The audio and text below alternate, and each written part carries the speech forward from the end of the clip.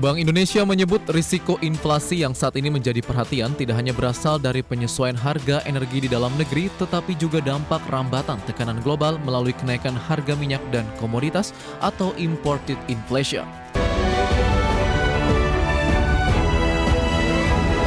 Pemirsa, Bank Indonesia memprediksi kenaikan harga bahan bakar minyak non-subsidi akan menambah inflasi sekitar 0,25%. Ya, selain penyesuaian harga BBM, BI juga mewaspadai tekanan inflasi dari kelompok harga pangan bergejolak yang dipengaruhi potensi fenomena El Nino. Bank Indonesia menyebut risiko inflasi yang saat ini menjadi perhatian tidak hanya berasal dari penyesuaian harga energi di dalam negeri, tetapi juga dampak rambatan tekanan global melalui kenaikan harga minyak dan komoditas atau imported inflation.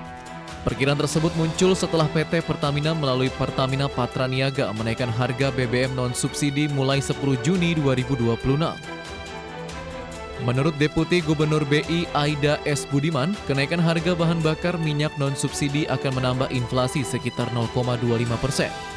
Meski demikian, laju inflasi sepanjang 2026 diyakini masih berada dalam sasaran pemerintah sebesar 2,5% plus minus 1%. Seperti kemarin ini ada perubahan harga BBM non-subsidi, ada yang naik seperti Pertamax dan Pertamax Turbo, tetapi ada juga yang turun yaitu Dex Lite dan Pertamina Dex. Tentunya ini akan berfluktuasi tergantung dari harga global tadi.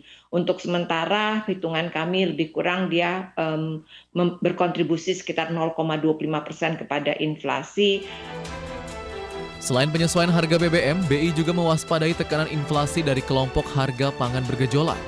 Risiko tersebut dipengaruhi potensi fenomena El Nino yang diperkirakan berlangsung pada akhir Juni hingga November 2026 dan berpotensi mengganggu produksi pangan. Untuk menjaga inflasi tetap terkendali, BI terus bersinergi dengan pemerintah melalui tim pengendali inflasi pusat dan tim pengendali inflasi daerah. Jakarta, Tim Liputan, IDX Channel. Ya, Ketua Bidang Kebijakan Publik Asosiasi Pengusaha Indonesia Sutrisno Iwantono mengungkapkan persoalan logistik menjadi faktor yang mengurangi daya saing Indonesia dibandingkan negara-negara tetangga. Sutrisno mengungkapkan persoalan lain yang juga kerap muncul adalah perbedaan implementasi kebijakan antara pemerintah pusat dan daerah.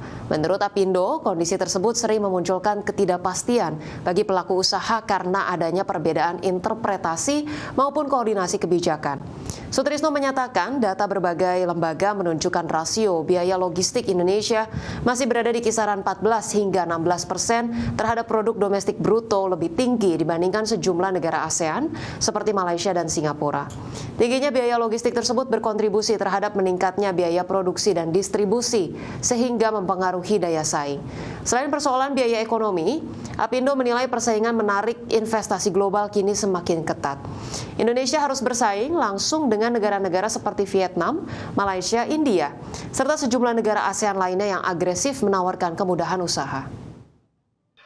Nah, jadi sistem perizinan kita memang belum sepenuhnya efisien, biaya logistik yang masih tinggi, terutama dibanding dengan negara-negara ASEAN lainnya, kemudian ketidakpastian implementasi kebijakan di tingkat pusat dan daerah. Ini seringkali terjadi miscoordination ya antara pusat dan daerah.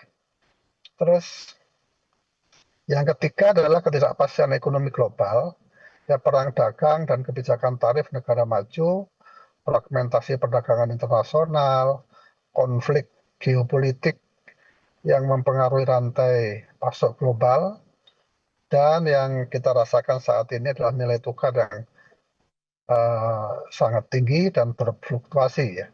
Tentu harga-harga komoditas yang juga tidak menentu. Yang keempat adalah disrupsi teknologi, khususnya adanya artificial intelligence dan otomatisasi. Ini menjadi tantangan yang... Ya, berikutnya pemirsa, untuk mendukung PLN dalam rangka melancarkan sistem kelistrikan nasional agar tidak terjadi pemadaman massal kembali, Kementerian ESDM akan merevisi harga batu bara untuk kebutuhan dalam negeri atau domestic market obligation yang digunakan oleh PLN. Menteri Energi dan Sumber Daya Mineral Bahlil Lahadalia secara tegas akan melakukan revisi harga batu bara untuk kebutuhan dalam negeri atau Domestic Market Obligation (DMO) yang digunakan oleh pembangkit listrik PT PLN. Wacana tersebut muncul seiring meningkatnya biaya operasional penambangan batu bara yang saat ini mencapai sekitar 8 hingga 12%, sehingga dinilai semakin membebani pelaku usaha tambang. Bahlil menyebut bahwa pemerintah perlu menjaga keseimbangan antara kepentingan PLN sebagai pembeli dan perusahaan tambang sebagai pemasok. Dirinya menegaskan bahwa pengusaha tidak seharusnya dipaksa menjual batu bara dengan harga yang terlalu rendah hingga berpotensi menimbulkan kerugian. Hari kan semakin rendah. Nah ini yang kita lagi cari solusinya. Tapi secara yang lainnya nggak ada masalah. Bro. Pak, masih akan ada pemadaman Pak? Insya Allah nggak ya. Pak, harga DMO udah mulai masalahnya nggak Pak? Harga DMO kan 70 loh. Akan ada revisi nggak Pak masalahnya untuk pemahaman? Karena kan Bapak waktu di DPR ada sebut itu. Oh iya, untuk medium ini kan SR-nya sudah dari 8 sampai 12%. Kos produksinya kan udah tinggi. Jadi kita juga harus membijaksanai agar teman-teman pengusaha juga jangan juga dibeli dengan harga yang sangat murah. Kalau beli harganya rugi, nggak mungkin juga. Karena pengusaha juga kan harus jaga agar mereka tidak rugi. Lagi kita menghitung plus minus agar PLN-nya juga tidak rugi. Pemirsa, perundingan putaran pertama Amerika Serikat dan Iran yang digelar di Swiss disebut menghasilkan sejumlah kemajuan untuk pengakhiran perang. Namun demikian, pembicaraan tingkat tinggi tersebut sempat diguncang pernyataan Presiden Amerika Serikat Donald Trump yang mengancam akan kembali menyerang Iran dengan keras. Putaran pertama pembicaraan tingkat tinggi antara Amerika Serikat dan Iran yang di Swiss berakhir pada hari Senin ini waktu setempat.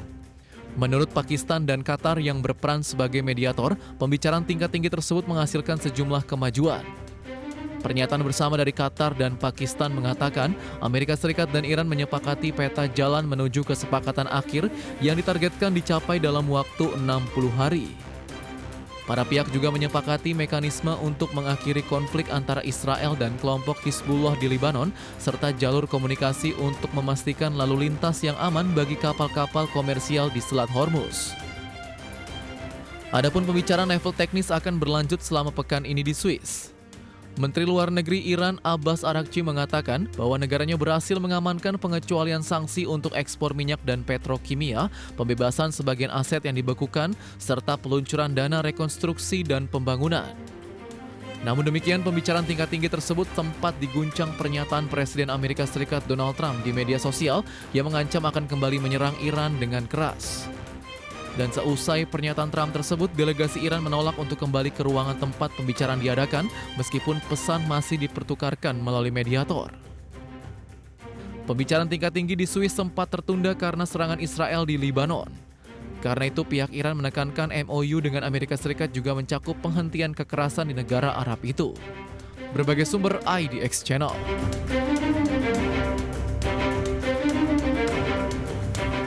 Presiden Amerika Serikat Donald Trump mengancam akan kembali menguasai Selat Hormuz jika Iran tidak mencapai kesepakatan untuk pengakhiran konflik. Meski demikian, Trump mengatakan tidak akan ada pungutan selama 60 hari pelaksanaan masa gencatan senjata antara Amerika Serikat dengan Iran. Presiden Amerika Serikat Donald Trump mengatakan pihaknya bisa mengambil alih penguasaan atas lalu lintas di Selat Hormuz dan mengenakan tarif pelayaran untuk menjamin keamanan lalu lintas kapal. Pengenaan tarif akan dilakukan jika Iran tidak mencapai kesepakatan pengakhiran konflik dengan Amerika Serikat. Trump mengatakan hal tersebut saat sedang berlangsung perundingan putaran pertama antara Amerika Serikat dan Iran yang dimediasi oleh Qatar dan Pakistan yang digelar di Swiss pada akhir pekan kemarin. Di mana Qatar dan Pakistan menyebut adanya sejumlah kemajuan dalam pertemuan itu. Namun demikian, Trump mengatakan tidak akan ada pungutan selama 60 hari pelaksanaan masa gencatan senjata antara Amerika Serikat dengan Iran. Akan tetapi, Trump mengisyaratkan pungutan bagi kapal yang melintas di Selat Hormuz akan dimungkinkan jika pungutan diberlakukan oleh Amerika Serikat dan untuk kepentingan Amerika Serikat. Pernyataan Trump tersebut muncul usai Iran kembali menutup Selat Hormuz. Penutupan ini dipicu oleh serangan Israel ke Lebanon pada Jumat pekan lalu yang disebut Israel sebagai pelanggaran kesepakatan damai dengan Amerika Serikat. Berbagai sumber IDX Channel.